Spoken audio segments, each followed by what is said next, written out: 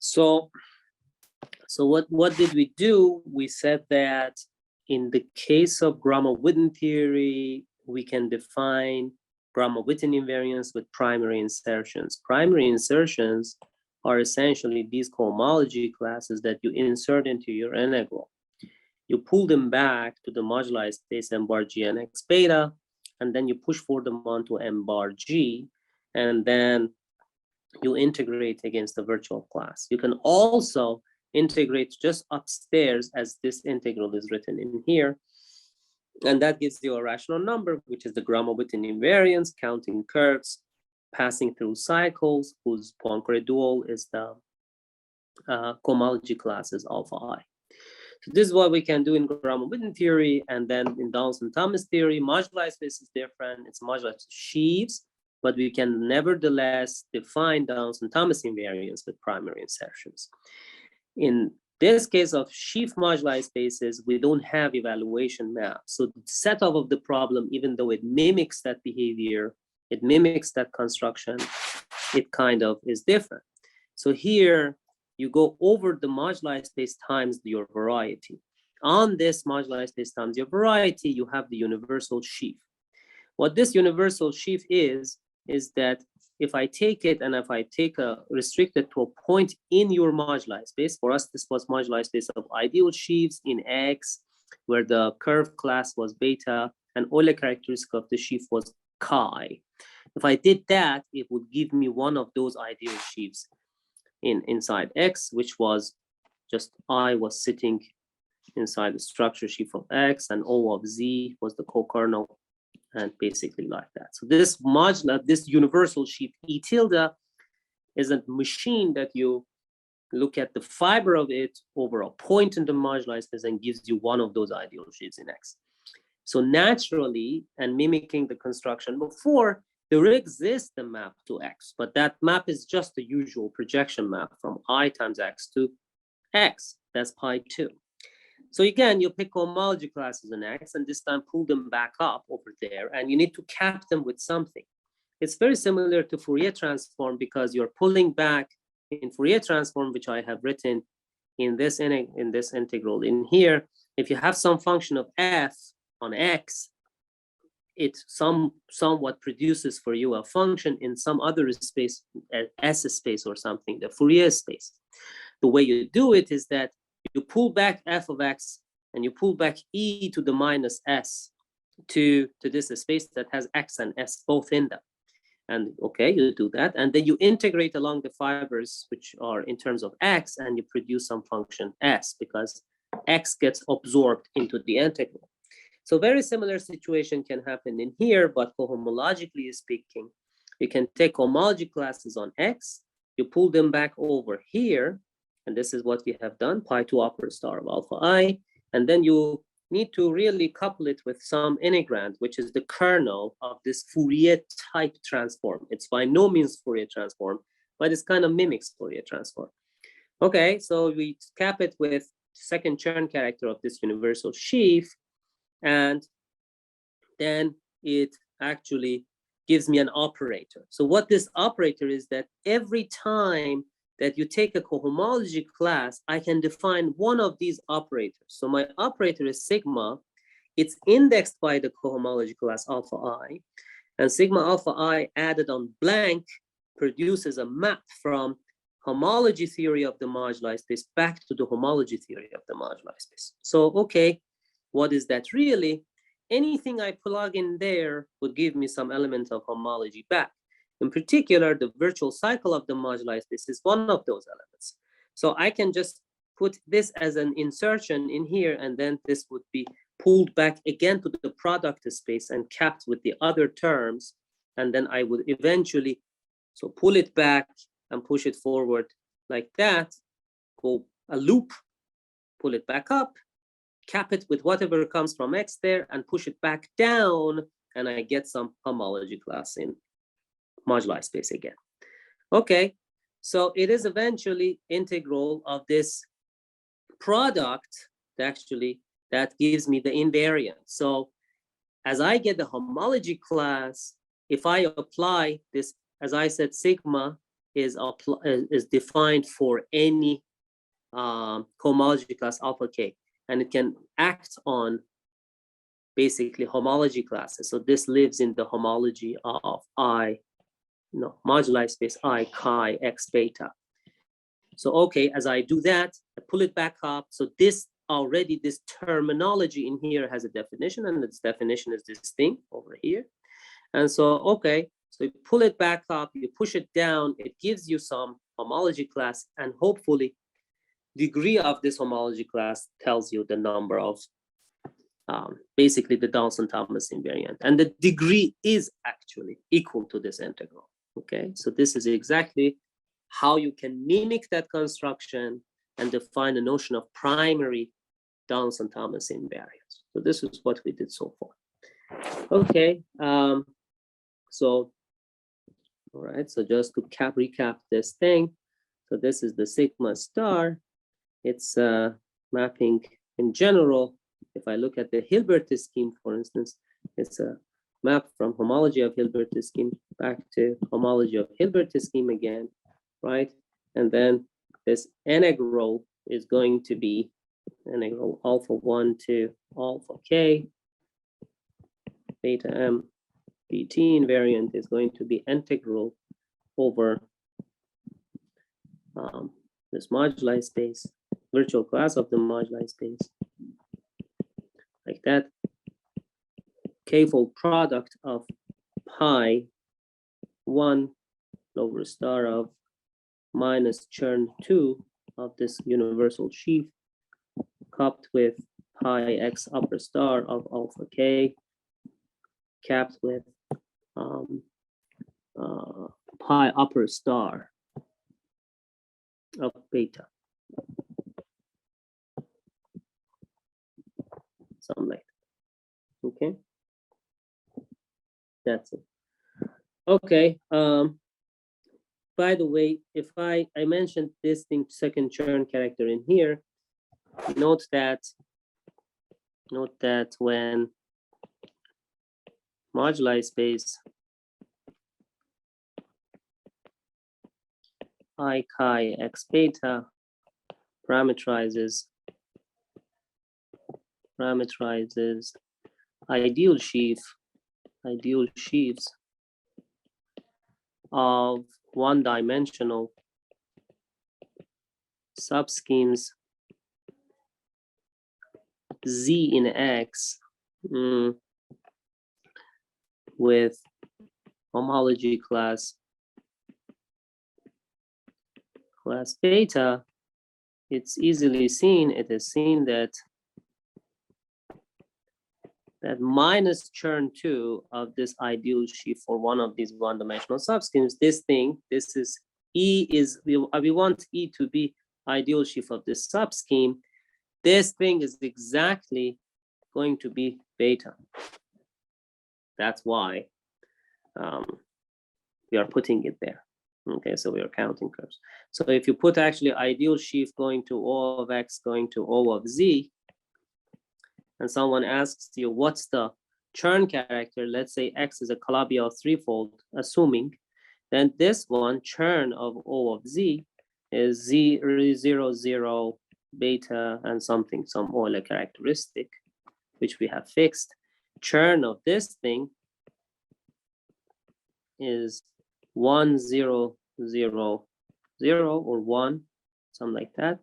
And churn of this thing is actually the difference between the two. So it is going to be 1 again, 0, but then it's going to be minus beta, and then Euler characteristic minus 1 or something. And then as you can see, minus churn 2, this is churn 0, this is churn 1, this is churn 2, and this is churn 3. Minus churn 2 is exactly equal to beta. So this is to make sure that we are counting sheaves which parameterize functions vanishing on subschemes Z inside X. Okay. Now let's say you calculate this integral. Okay, we need to set a partition function,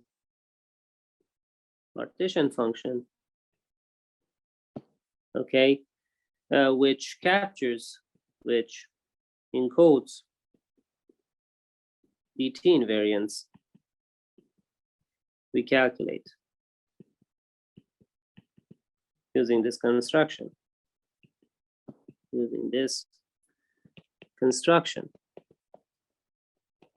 And this is similar to Gromov-Witten, partition function.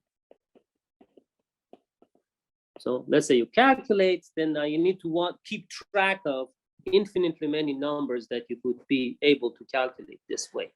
Okay, so we did this for Gromov-Witten partition function, and we will do it for Donaldson-Thomas partition function. So for a Gromov-Witten partition function, we had a partition function. I can call it Gromov-Witten partition function z prime of alpha 1 to alpha n. Yes, and then I would like to keep track of these numbers I calculate using some variable. So this is some dummy variable. Okay, it's a function of u, and it's a u series. So I would like to sum over the genus of these curves, and I would like u to be to the power 2g minus 2, and I would like the number that couples with this variable u should be the Gromov-Witten number of these primary insertions, alpha 1 to alpha n. And of course, it depends on the genus, and it depends on the curve class. Like that. Okay, and because I set the curve class, and the curve class here is a certain parameter, I can actually index this thing like that. So that for that particular curve class beta, I'm counting how many curves of genus G with homology class beta can go through n cycles, alpha 1 to alpha n. And I count that, and that number is exactly this number that we are calculating. And you keep track of genus of those things. So for each fixed beta, you have still infinitely many numbers in the series. And similarly, you can do this for Gromov with the Donaldson-Thomas ones. So for Donaldson-Thomas ones, you can define a partition function in terms of the primary insertions, alpha 1 to alpha n. You can write it as a Q series, a different variable, for the fixed choice of beta. And then again, I can count how many of these Donaldson-Thomas invariants do I have. I'm counting ideal sheaves rather. Each ideal sheaf has two parameters that define it. One of them is the beta, the curve class, which are fixed, and the other one is the Euler characteristic of the ideal sheaf. Yes, so I can actually add over Euler characteristic rather. And so alpha 1 to alpha n dt for fixed curve class beta and for fixed Euler characteristic chi. And then this time my dummy variable, so this is again dummy variable, is keeping track of the Euler characteristic. Each time that you're fixing the curve homology class, still you have the freedom of choosing infinitely many numbers that give you the Euler characteristic of that ideal sheaf. Okay. All right, so here's a remark. It is customary. It is customary to normalize the dt invariant, the dt series, by the contribution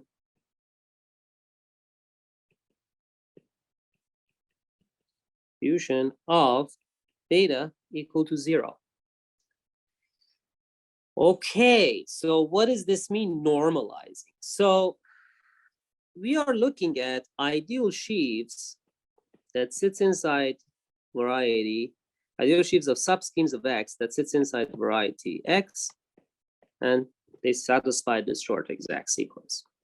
So as you have seen, the subscheme does not mean necessarily a naked curve. We have actually shown this example where when I fix a curve, when I fix a subscheme. It could be a curve, but also it could be configurations of curve inside X, together with some points on the curve and off the curves. And these are the embedded points. And we discussed how to calculate them. I even mentioned some precise examples of these things. So one thing is that if beta is equal to 0, you could still have an ideal sheaf. You could still have some thing like this, because X still can have zero-dimensional subschemes. Some points could be fatter, some points could be like that. All you need to do in the defining ideal, you need to put generators that tell you location of this point and this point and this point with higher multiplicity, let's say something like an x squared or y squared or something, this point and this point, and all so on and so forth. So you could have still have that, and beta equal to 0 gives you this contribution of these points to the Donaldson-Thomas invariance. So it's one of the possibilities, because here we fix the beta. So what if I fix beta to be equal to 0? And that one gives us the Donaldson-Thomas partition function for the choice of beta equal to 0, and I can put this index over here, 0. Right? So normally you will just define the partition function by normalizing, kind of deleting effect of these point contributions, or dividing by it, normalizing it. So you can define a partition function z prime of dt, it's called. It's alpha 1 to alpha n and a q, and it is actually given by the ratio between z dt of alpha 1 to alpha n q of beta divided by z dt of alpha 1 to alpha n q of beta equal to 0. It's an important thing, because if you take these things and you divide by this second picture, it somehow would shed light on what's the contribution of naked curves to your counting theory inside this ambient variety. Okay.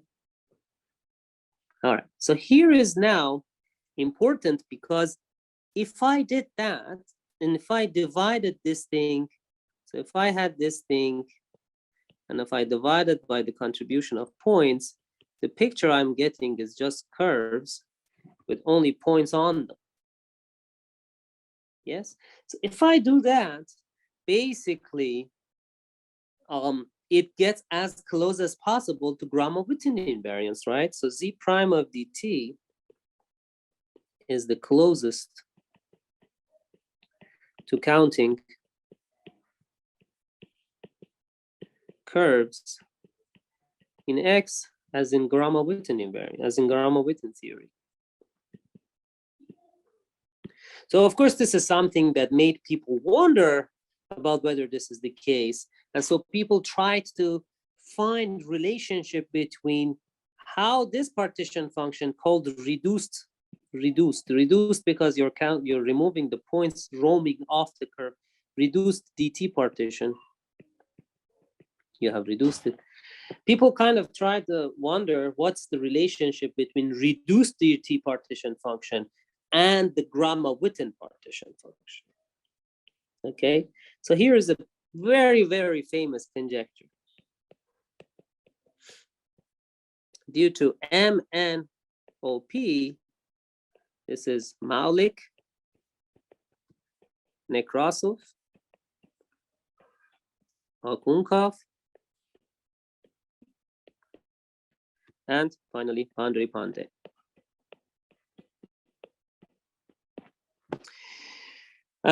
Which is the following. It says the reduced dt partition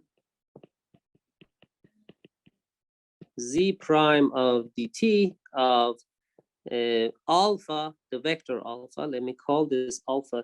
I'm going to call this thing the vector alpha. Yes, alpha q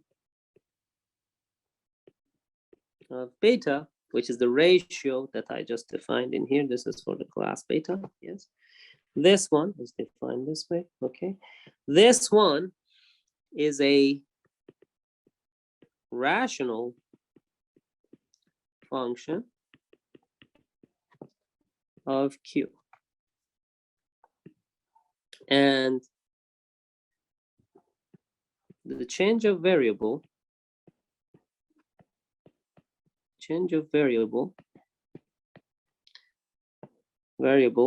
Q equal to minus e to the I times u. This is just so remarkable.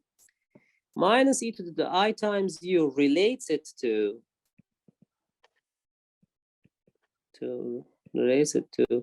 the Gromov-Witten partition function.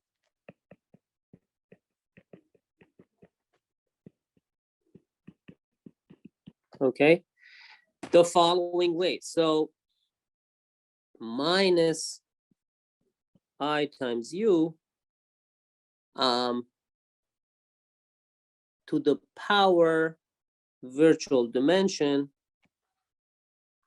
of the modulus of Gromov-Witten invariance times z prime of GW alpha comma u for the class beta is equal to minus q to the minus virtual dimension divided by 2 of the dt moduli space times z prime of dt alpha q beta.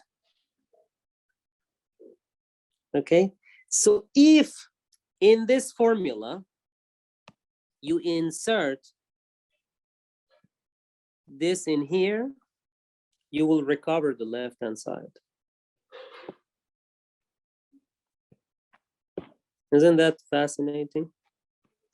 So this was very, very, very important conjecture because it actually suddenly connects Donaldson-Thomas theory to a very, very major study of counting curves inside ambient globular threefolds. It's true that you can count ideal sheaves of curves, but the picture that I mentioned to you showed us that when you look at an ideal, you have this contribution of embedded points. And those are not exactly like naked curves. Nevertheless, the naked curve is almost there if you divide by the contribution of points.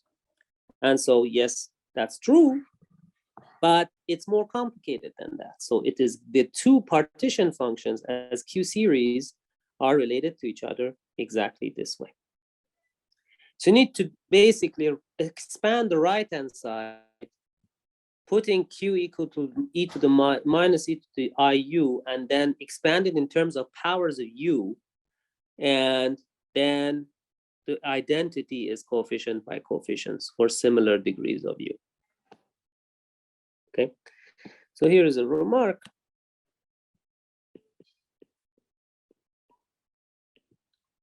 Since dt, the dt series is a rational function in Q, the change of variables that we are doing in here does not require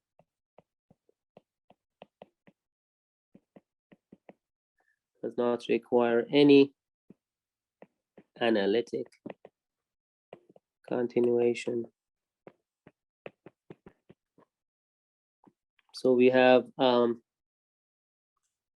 okay, just that. Okay. In fact, we have a precise evaluation for the degree zero partition function. So this thing that, by the way, give me a second. So let me go to the, oops, what happened? Oh, I shouldn't have gone here. So here, sorry. The degree zero partition function actually is counting of points in ambient Calabi-Yau through. So this is degree zero partition function. This is ZDT of 0. Okay, it's a very interesting space. It's a space parameterizing points roaming inside ambient variety, and you would like to calculate its invariance. It has a virtual class. It has an expected dimension. Sheaves you're counting in here are ideal sheaves of n points. So if the totality of this thing is n points, this is the ideal sheaves of n points where you're counting the points with multiplicity. And there is a Hilbert scheme of points over which you define this invariance, and then after you calculate the invariance, you can put them in a partition function. So we have a precise evaluation of this partition function. So ZDT of, well, you don't need any insertions. So you just put 0, 0, 0, 0, and then Q, and set the curve class equal to 0. So put this like that. This would be what is called the McMahon function. McMahon function to the power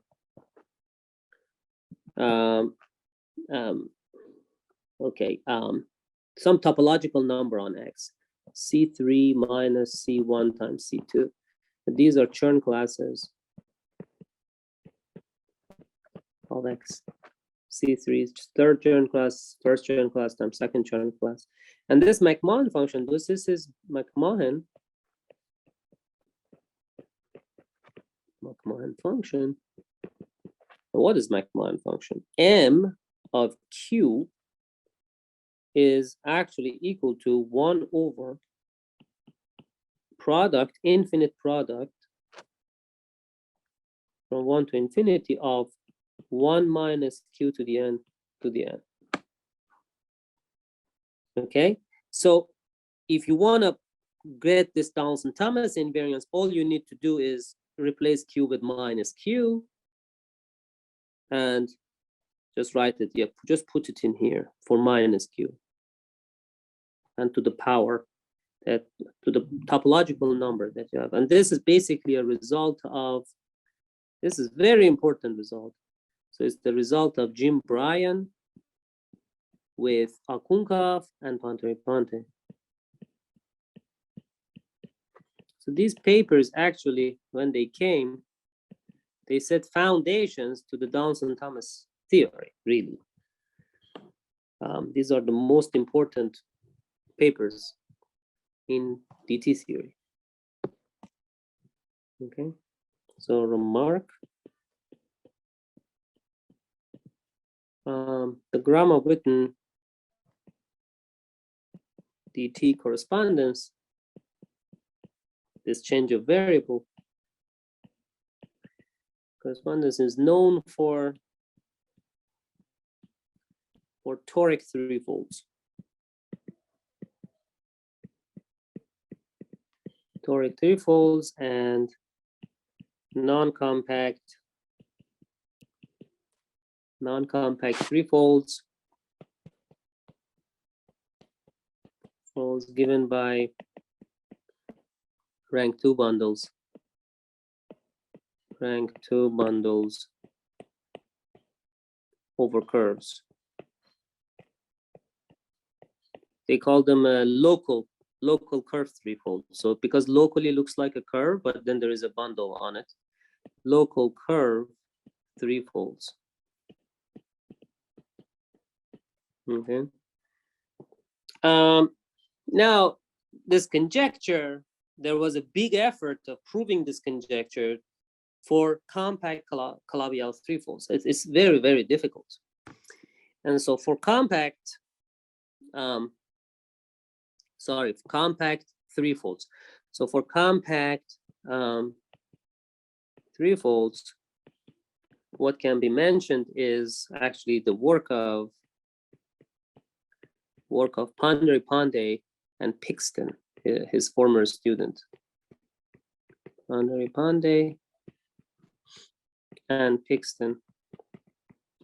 they wrote these series of massive papers where they tried to, in some sense, using degeneration technique, degenerations to degenerate compact Calabi-Yau-3 to toric compact threefolds and compute the answer there, and prove the conjecture there. Prove the conjecture there. It's a mouthful, and I'm not planning to describe it today, but I am planning to show you a little bit of how the proof went.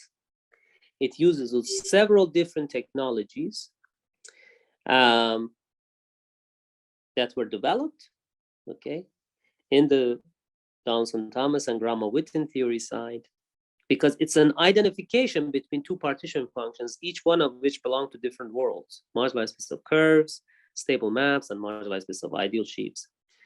An identification between these two things was very difficult. So localizations and degenerations are playing an important role in this thing. If you have a toric threefold, then you can get invariants using localization technique, because there's a torus acting on your variety. So that was the general recipe, that if I have a compact threefold with no torus action, I can degenerate it into something that has a torus action, and I can do calculations there. But then I need to find a way of reversing this process back and recover invariance of the non-toric one from the invariance of the toric one. We will discuss it later, but just so that you know, there is this work of Pandripani and Pixon on this. Okay. Example. Let C be a smooth, rigid, rational curve. So genus 0, rational curve. Rigid means doesn't deform. With normal bundle,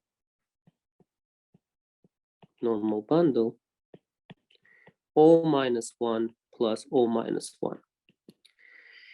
If the normal directions to this C in ambient variety are given by bundles which are both negative degree, that automatically implies that the curve is rigid, because the deformation space of the curve lies in space of sections of its normal bundle. And because the normal bundle is negative, doesn't have these non-trivial sections, so your curve doesn't deform. Okay, so let's say you have a curve that is sitting with this kind of normal bundle locally, okay, in a compact Calabi-Yau threefold. Now take the class beta to be equal to class of this rigid curve with this normal bundle. And assume that the curve C, or C, is the only effective curve in this class. Assume that this is the case. So a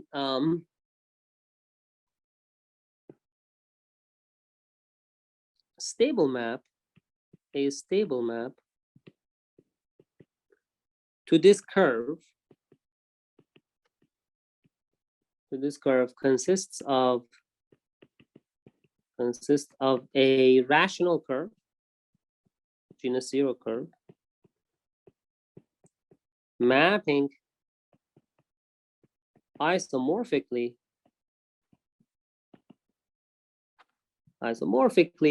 to C, to this curve C, and with contracted higher genus tails and contracted, because the curve is rational, contracted higher genus tails, okay, that can move around,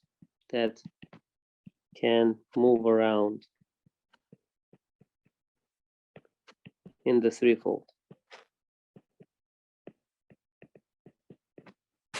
Okay, so this is what it is. I have a stable map and I have fixed the homology class of this curve. This curve is rigid, and I'm looking at maps from rational curves, C prime to C, and this C itself is written inside some threefold with normal bundle O minus 1 plus O minus 1. So, okay, this is a choice of a homology class of a curve in ambient variety, and these are the stable maps, and I can calculate their partition function. So I can calculate sum over alpha with the variable u, the Gromov-Witten invariant with genus G and the fixed homology class C, u to the 2G minus 2.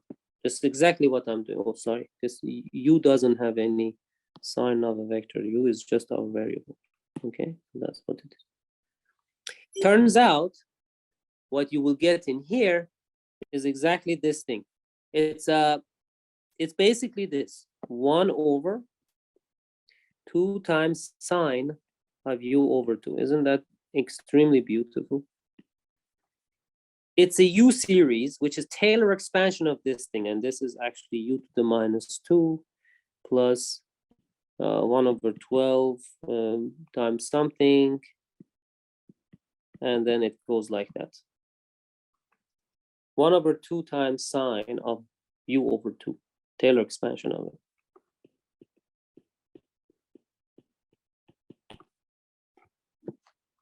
This is your partition function.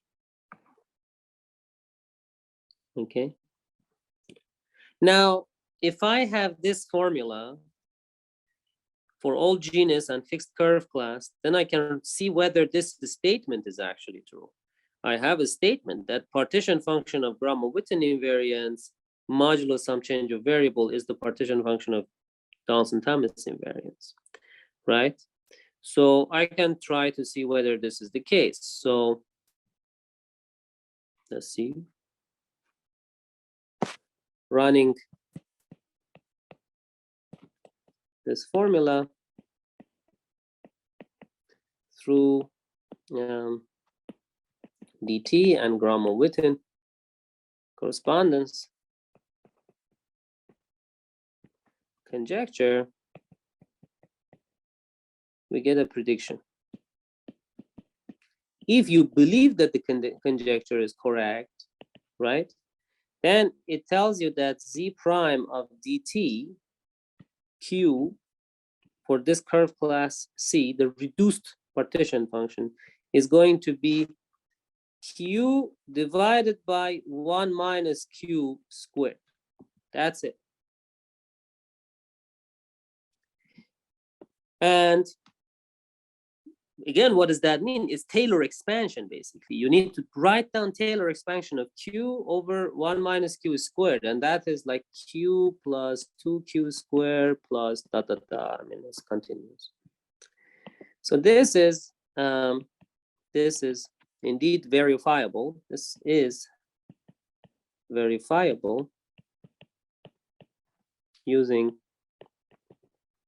torus localization. So in fact, MNOP conjecture was very important because it was telling us what answers to expect. Believing in it was helpful, and later it actually, for toric Calabi-Yau's and local curve Calabi-Yau's, it was even proved.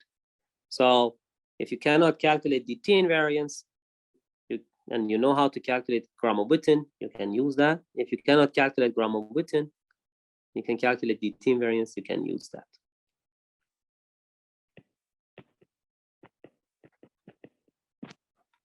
Okay. Another thing about identity between these two functions. Remember that these are Q series and U series. So here's a remark I would like to make. Remark. There is no natural way of isolating the contribution. There's no natural way of isolating the contribution of a single genus G invariant on the DT side.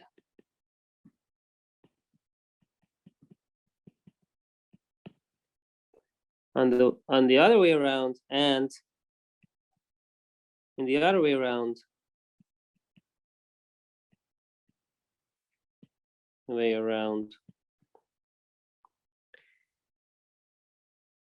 same thing holds true. Same property, same holds true. Same holds true. What does that mean? It means that you have this identification between Q series and U series, and what is being fixed in here is curve class beta. So you realize that via this identification of these two series, all genus Gromov-Witten invariants contribute to a particular power of Q. So Q is keeping track of chi, the Euler characteristic. There are different curves, genus by genus, all of whom contribute to the coefficient after identification, which you obtain by fixing a number for chi. Similarly, the other way around also, if you fix a particular power of U, a certain genus G contribution, or different Euler characteristics contribute to it. It's not a single term-by-term identification. So it's the identification of two Q series and U series. So that's what it is. It's a very interesting kind of entanglement between the two partition functions. This is a remark I wanted to make. And all right. However, when ambient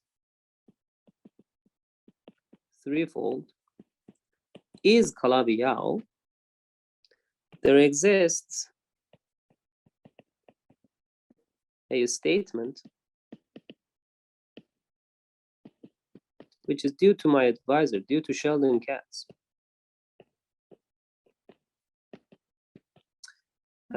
Using moduli space of pure one-dimensional sheaves with fixed Euler characteristic, with fixed Euler characteristic chi equal to 1, with churn characters, essentially churn 0, we want the churn 0 to be 0, we want the churn 1 to be 0, we want the churn 2 to be minus beta, and we want the churn 3 to be 1. Okay, which are stable. These are sheaves which are stable sheaves.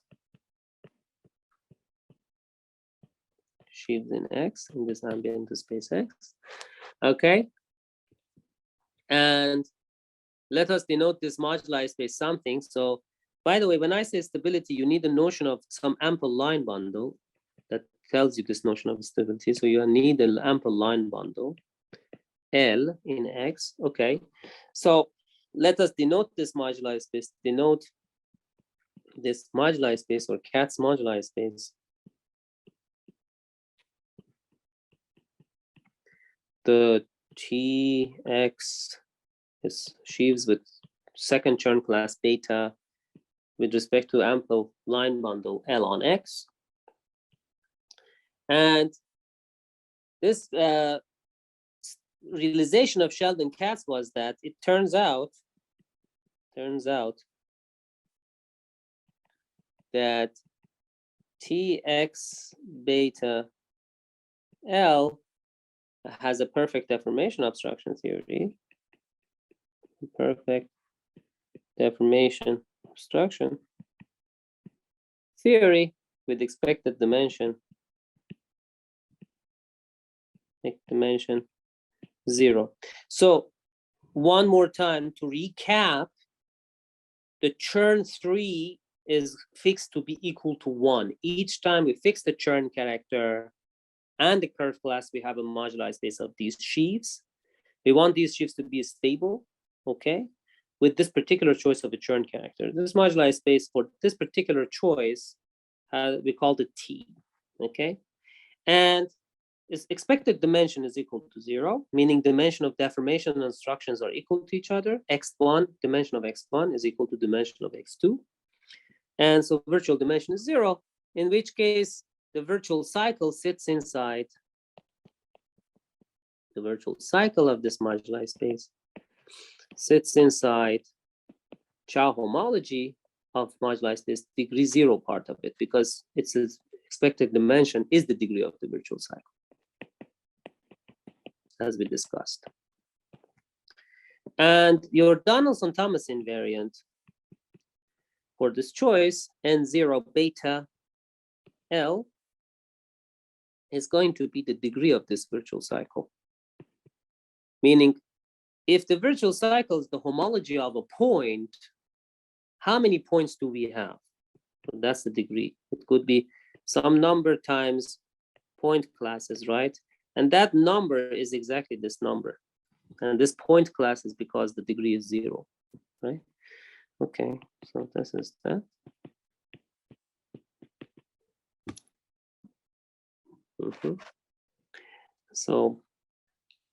So then conjecturally, then Katz conjectured that we have a relation. We have a relation between degree of the virtual cycle of moduli space of genus 0 curves with no markings, X beta virtual. This is this M bar Gn X beta for this particular choice of genus 0. So basically, let me write it better. So instead of writing it like this, I write it like, oops, genus 0 n equal to 0, okay?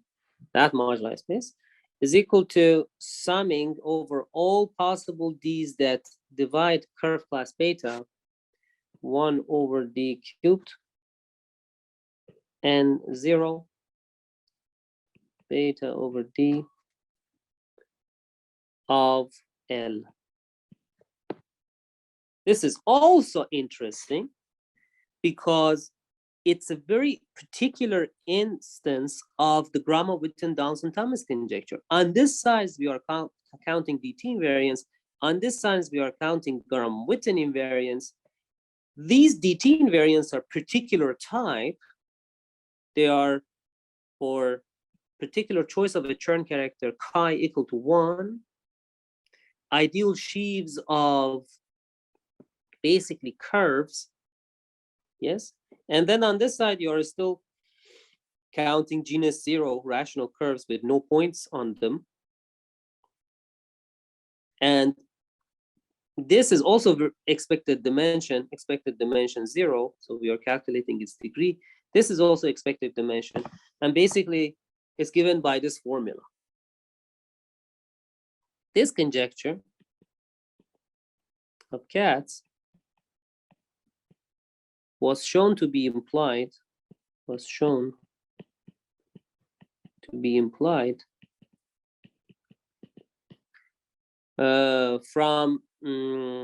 from exactly Gromov-Witten Donaldson-Thomas correspondence, actually. It's a particular choice of it, but it was hard to see it, and this is result due to Yokinobu Toda. Yokinobu Toda, who is a very strong algebraic geometer in Japan. Okay.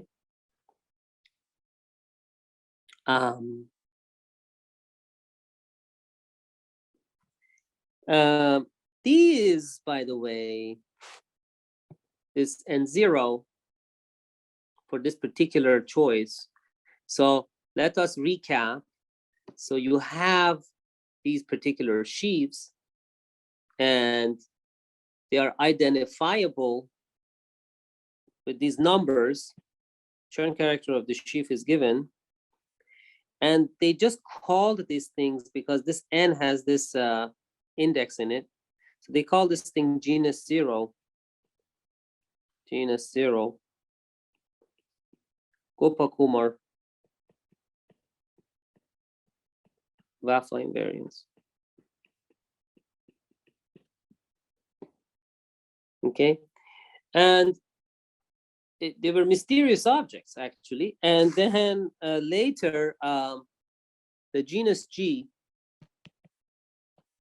the genus G, Gopakumar Wafla invariants,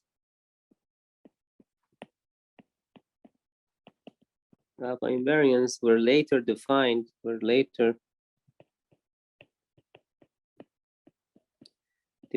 mathematically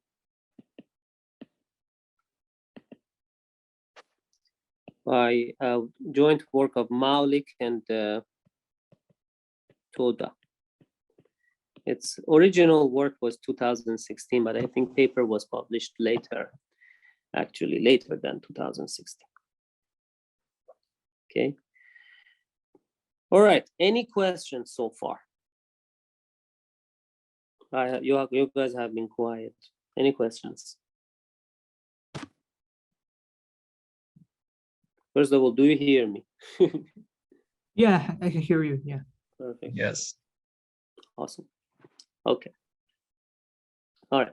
So yeah, this is actually what it is. The conjectures that relate curve counting theories to Donaldson-Thomas theory. Okay. Now, let me tell you a little bit, as I mentioned to you, a big part of proving these conjectures was that algebraic geometers realized that if you want to define these invariants, okay, that's one thing, but if you want to actually compute it, it's easier to compute these invariants on toric spaces, like for instance, toric threefolds, toric Calabi-Yau threefolds, if any. Toric threefold or toric space is the one that has an action of a torus. And you would like to do localizations with respect to this action. So localization is a technology that is actually known to physicists, really. And I think that I'm not sure I can make a statement. I don't want to claim something wrong, but I'm suspecting that mathematicians learned localization from physicists somehow. But I'm not sure. So Atiyah and Butt were the first people who defined a notion of localization for fundamental classes of the spaces. So you have a space X, and this X is being acted on by some kind of a torus. And this torus has a fixed locus inside X. And the idea is that you would like to show that something like a certain homology class of X, maybe it's the virtual class, maybe it's not, you would like to recover that from the homology class of the T fixed part of X, so I call it XT, divided by some homology class or cohomology class, which is capturing how is xt sitting inside x. So this is the normal bundle, and we are supposed to put in Euler class of the normal bundle. So this is the Euler class, and this is the normal bundle of xt inside x, and it's the normal bundle of xt inside x. So it is always has some formula similar to this. Okay, so this is very rough, and so I would like to talk about it a bit more in our context. So let's call it virtual localization in DT theory. So it means I want to localize virtual class of a moduli space. Okay, so let's talk a little bit about this. Okay, so let X be a smooth projective toric threefold, projective and toric threefold. P3, how about that? P3 is projective and toric. It has a torus acting on it. Yes, by definition,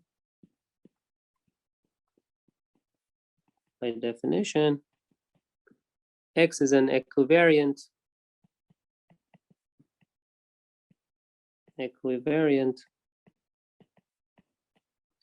partial compactification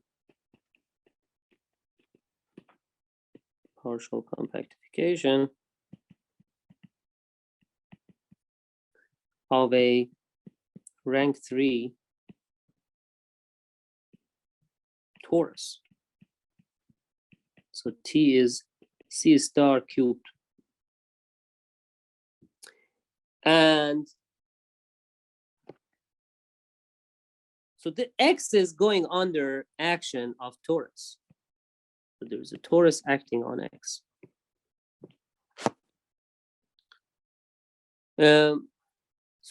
So this action induces an action of the torus on the Hilbert scheme of subschemes of X. Let's say Hilbert scheme of subschemes with class beta. How did we actually use it? I mean, what was it, the notation that we used? Did we use Hilbert X beta, or what was it, something else? Let me see, give me a second.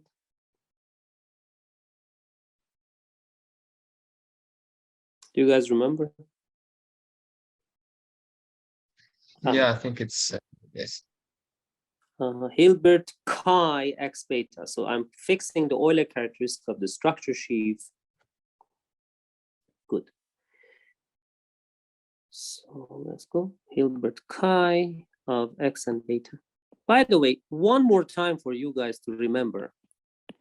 Hilbert chi of X beta is parameterizing isomorphism classes of Z in X such that class of Z is beta and the Euler characteristic of the structure sheaf of Z is equal to chi.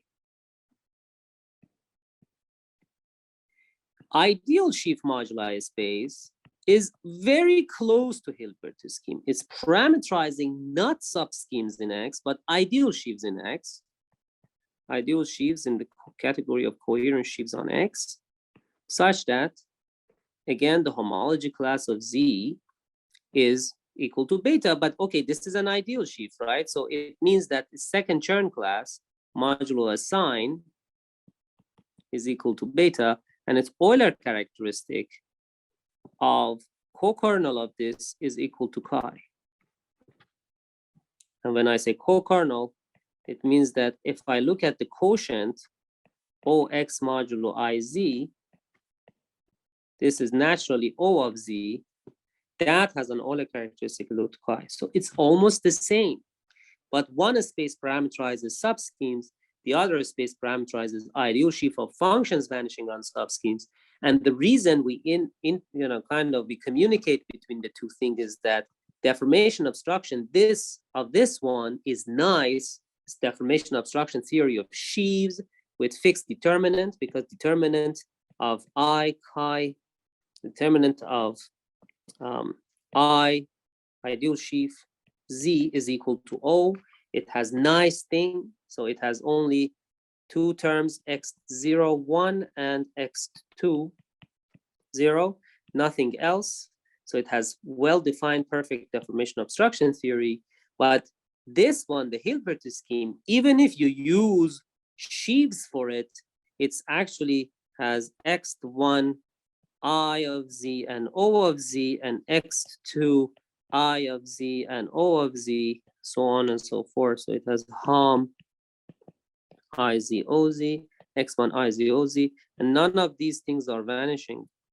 So it has at least 3 terms, and that's why we don't want to use it. So we don't want to use the Hilbert scheme itself. We used almost the neighboring moduli space that parameterizes sheaves, but not quotient sheaves. Hilbert scheme also can be written as the set of isomorphism class of OZ such that OZ sits as a quotient like that, and the structure sheaf of OZ, the Euler characteristic of OZ is X, and homology class of Z is equal to beta. Okay, so there's difference between Hilbert scheme and the ideal sheaf moduli space that we're looking at. Okay, one of them has a well-defined obstruction theory, one of them doesn't. But nevertheless, this one is kind of very, very close to Hilbert scheme. Yes. So, all right. So if you wanted to do localizations, there is a torus acting on X, and this torus induces an action on the Hilbert scheme. Hence, all constructions, the virtual class, the DT invariants, etc., everything, yes, makes sense. Makes sense in terms of equivariant homology, in terms of torus equivariant, homology, or cohomology. Okay, which allows us to define DT invariants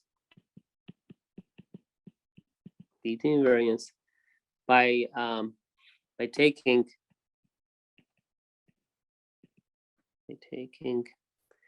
values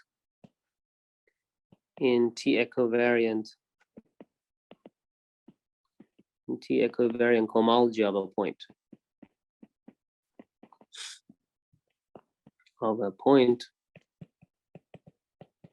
P in X.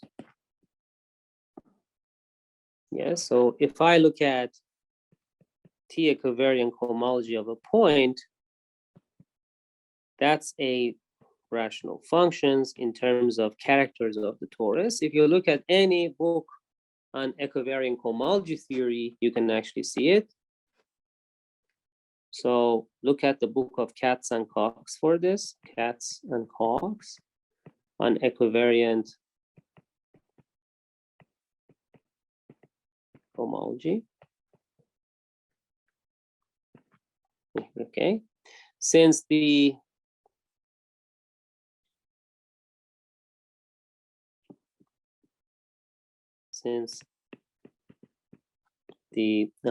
equivariant homology class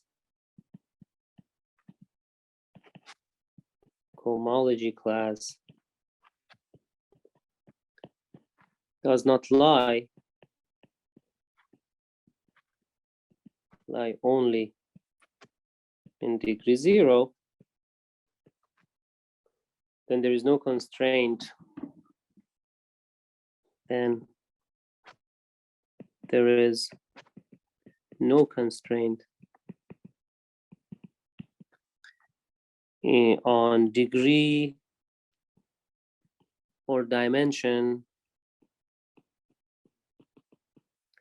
of equivariant insertions of equivariant insertions.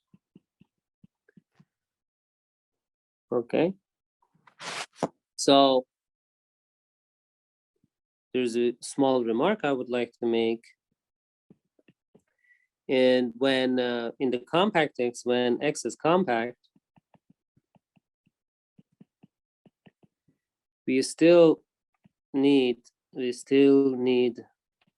to be defined, that if you are going, this is something that we discussed, 1/2 degree of the primary insertions minus 1, we want this to be bigger than kx times beta, the Gromov-Witten partition.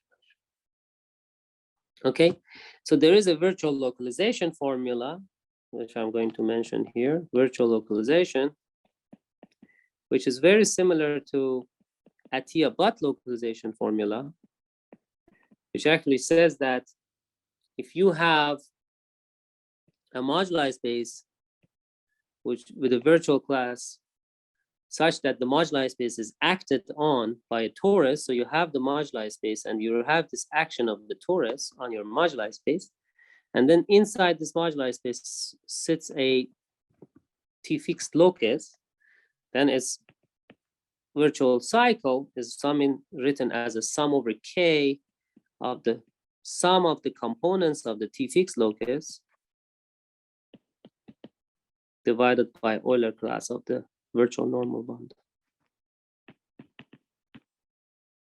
And this sits inside equivariant, T-equivariant cohomology of moduli space times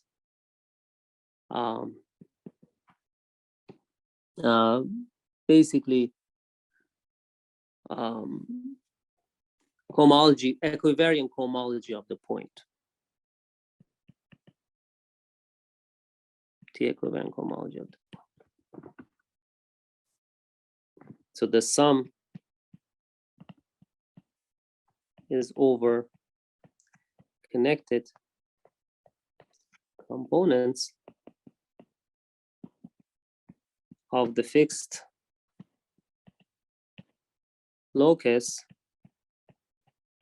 of M under the action of T on M.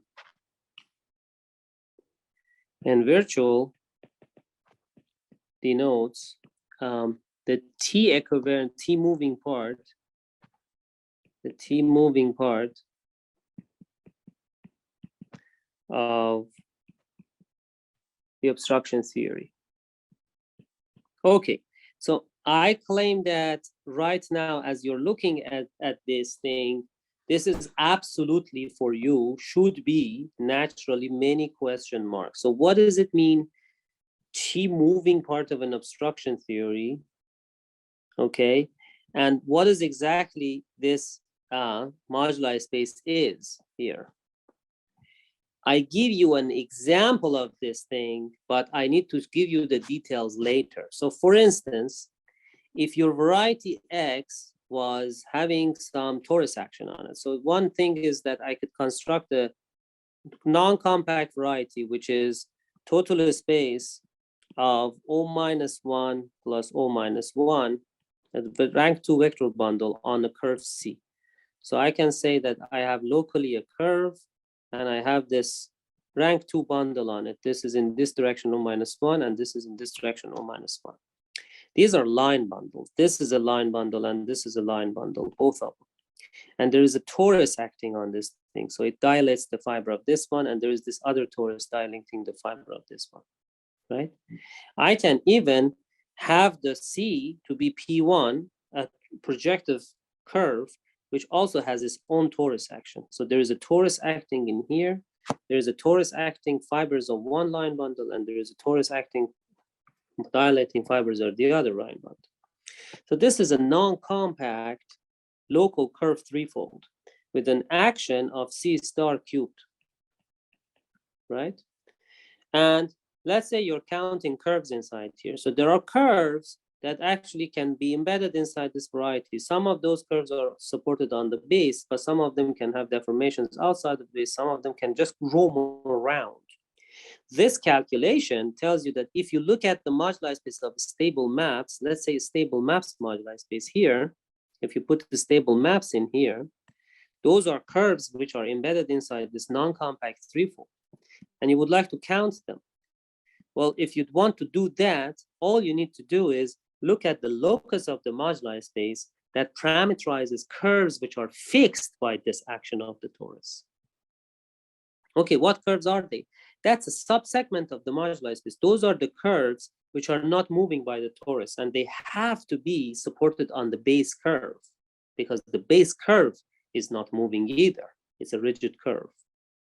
So instead of counting all curves that are roaming around inside here, you're counting curves which are supported on the base, and that's fantastic, right? The only thing that you need to do is that, okay, so this particular moduli space parameterizes curves which are sitting in the base, and this other moduli space has all the other curves. So there is a normal bundle that actually tells you how is this torus fixed locus sitting inside the ambient space. And you need to capture what that normal bundle even means. Is it a bundle or is it an object in the derived category? Turns out that it's not a bundle. It has higher cohomologies as an object in the derived category. So it's actually, you can recover it from deformation obstruction complex. And so this deformation obstruction complex, which is an object in the derived category, also sees the action of the torus. So if I have the deformation obstruction complex, E dot, which was a map from it had a map to the cotangent complex of the moduli space, and this map had this nice condition. Its H0 was an isomorphism, and its H-1 was a surjection, an epimorphism. Then this E dot also sees the action of the torus, T. So it actually moves to a part of E dot which is fixed by the torus, it's T fixed, and it moves to a part which is T moving, it is moving. And I need to show you how to capture the moving part of it. So the virtual normal bundle that you put in here is actually the moving part of the deformation obstruction theory. Again, the moving part is a complex in the derived category, and we have a well-defined notion of Euler class of a complex. So all you need to understand is what is the Euler class of, what is ET moving, E dot, T moving, and how to calculate this Euler class. So just put it in there. And the rest is nice because you can, instead of looking at all curves inside this ambient space, you can look at the curves which are lying set theoretically on X, but maybe they can have infinitesimal deformations outside of X. Sorry, C, this curve, base curve C. Okay. So this is essentially something that we would like to do next time. I said so many things very, very quickly, very fast, but I'm going to do this rigorously next time. But it's okay if I did it fast now because I want you to at least just hear it, but this is where we are going. Okay. All right, any questions? Okay, you can go ahead, Jishan. It's okay. No, I don't have questions. This is Okay, I have a question towards the beginning then. When we were doing the churn character of OX, you can open the lectures. So there was something I couldn't see, like how could you get in the churn character, the third churn character to be 1? In the notes I didn't see it. Can you open them again?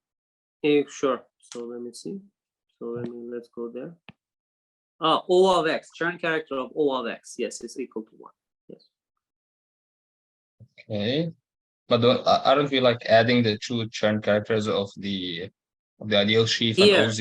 No, you see, the thing that is coming in the middle minus the churn character of the quotient gives you the churn character of IZ. It's a vector, right? If I put 1, 0, 0, 1 here, now if I subtract this one, I will get 1, 0 minus beta, 1 minus chi. Oh, 1 minus chi. Yeah, that's basically what we get. That's it. Yeah. Okay, now I see it. Because this chi minus 1 is towards the other way around. Okay. 1 minus chi. Yeah. Yeah. So, yeah. So we are here exactly. So I need to show you. There are several things I didn't define in here. We have the moduli space. of curves or sheaves. There's a torus acting on the original variety. And I need to show you how the torus acts on the sheaves in the variety, for instance, or on the curves in the variety. I think curves in the variety, seeing the action of the torus is easy, because if the torus acts on points in the variety, then curves are also embedded in the variety, so it's the same action. Sheaves are just similar to bundle. The action of the torus on sheaves or bundles in the variety are given by pullback, basically. So that's basically how it induces an action on the moduli space. And so then, yeah, so then we have this virtual localization formula. And this identification that you have in here, this virtual cycle of M, is related to a covariant virtual cycle of the torus fixed locus of M. So everything needs to be done equivariantly in terms of the cohomology or homology classes. And I will try to put more emphasis on this one and then discuss it a little bit, open it up a little bit and show you some examples. Okay. Yeah, but essentially, this is what the localization formula is. Physicists are very kind of familiar with this. Am I right, Mohammed? Yeah, I have done a little bit of localization before, but not much when I was dealing with instant or moduli space with this AJT conjecture. Indeed, yeah. Exactly. That's indeed the case. Okay, fantastic. Let me go to the Zoom environment. Very good. Stop sharing. All right, if no questions, see you on Wednesday, same time.